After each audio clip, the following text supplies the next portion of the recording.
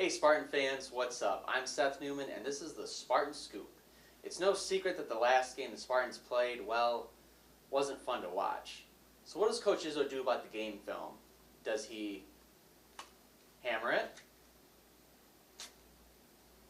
Does he burn it? Turns out the answer is neither. I brought it up. Yeah. Brought it up to the team, you know. I had great advice from Judd. He didn't say hammer it. He didn't even say burn it. He just said don't watch it, you know. Hey, the closure on that was after watching it, mind-boggling. 4-point game with 9 minutes left and a half, and give them credit. Mind-boggling for us. It wasn't one guy. It wasn't one thing. We did struggle with some coverages, and those coverages cost us a little bit. And so a couple guys got to work harder on the coverages. Coaches got to do a better job of coaching the coverages. And we've had 2 pretty good days. Yesterday was just a meeting to go through some things, but today was a pretty good day, and we're gonna play in front of a lot of people this weekend that matter to me since it's a reunion. The only kind of turnover I like are the ones you put in the oven. But the Spartans had a lot of turnovers in the last game. It's not a new problem, so how does Izzo try and fix it? How can the Spartans take care of the ball? We had 4 turnovers on shot clocks. We had 5 turnovers on charges or screens. I never seen anything like that, the push-offs, the different things. That's 9 of the 21 right there. And they cost us. And, we just got to do a better job of it. I've been saying it for a year. I did think we did a better job for a stretch.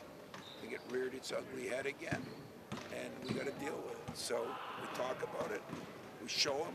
We took every turnover in the last 5 games and went over it on film.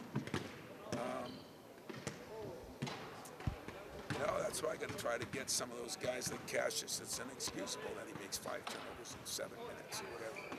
He's too good a player to do that.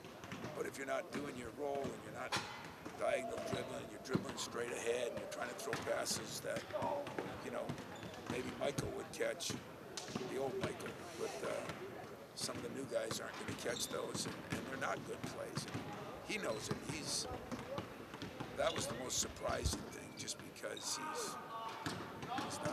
he's too smart to do that. But some other guys that made some plays that, I don't know, maybe frustration as the game went on. Miles Bridges said that game left a bad taste in his mouth, and if it was up to him, the Spartans would play right away to get that taste out of there. Well, he has a chance to get that taste out of his mouth when the Spartans host Iowa for Alumni weekend. Bridges is hoping to put on a show in front of all the former Spartan greats, and admits that Iowa's offense is a big challenge. Personally, for me, I want to play right away, just to get the losing feelings out. But this is going to be a good preparation for Iowa, and we need this. Yeah, he talked to us. He said Alumni is going to be here. It's going to be a big weekend, so we just got to give them a show. I mean, they're nonstop on offense. They're moving. They have a great player in Peter Jock, a pro.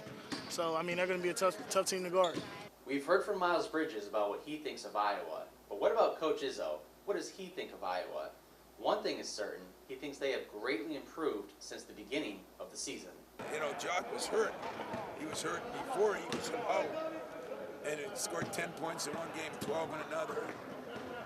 Last night he was back to the old Jock. And they're an interesting team. They've got some young guys, but they got, I think, 1 or 2 redshirt freshmen, 1 or 2 redshirt sophomores. So experience-wise, they're a little older than maybe you think, and they got arguably maybe the best player in the league, or 1 or 2 or 3 best players in the league. So it is a concern. They got a lot of different size. They're bringing a lot of different bodies and depth at that position. They don't have as much depth at the guards. They have depth the other way. We have depth at the guards. We don't have any depth the other way. So it'll be an interesting game. They are definitely playing a lot better than they were early in the year. Okay, let's hit the home stretch with the coolest thing I saw on the internet this week about Michigan State or a former Spartan. This week it comes from Twitter, and it comes from Draymond Green's teammate, JaVale McGee. It's common knowledge that nobody looks good while they sleep. It's also common knowledge that Draymond is a bit of a prankster, but he is on the wrong end of this joke. Check out what McGee made for the entire Golden State Warriors team for their flights. Giant Draymond Green sleeping blankets. Now the Warriors can sleep in comfort, knowing that if Draymond decides to take photos of them sleeping, he's also taking a photo of himself sleeping.